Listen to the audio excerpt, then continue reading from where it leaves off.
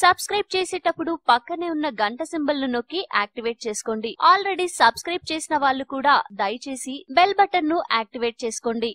Bed పై నుంచే coffee, tea తాగుతున్నారా? పిల్లలకు బలమని రోజు ఉదయాన్నే బలవంతంగా అయినా పాలు తాగిస్తున్నారా?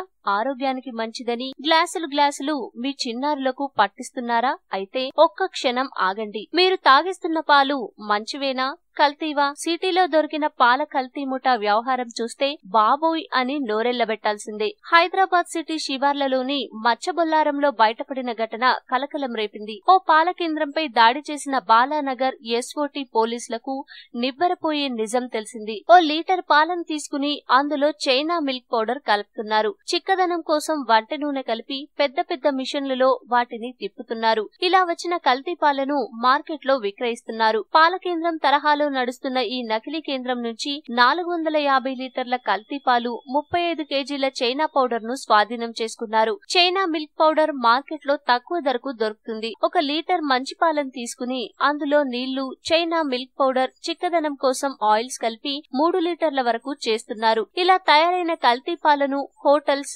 ఇరానీ కేఫ్లు, ఇతర టీ స్టాల్స్ కు తక్కువ ధరలో పాలను సప్లై చేస్తోంది ఈ ముఠా. రోజుకు కనీసంగా 500 లీటర్ల పైనే ఈ కేంద్రం నుంచి కల్తీ పాలు మార్కెట్లోకి వెళ్తున్నాయని గుర్తించారు పోలీసులు. నిందితులను అరెస్ట్ చేసి కేసు నమోదు చేశారు.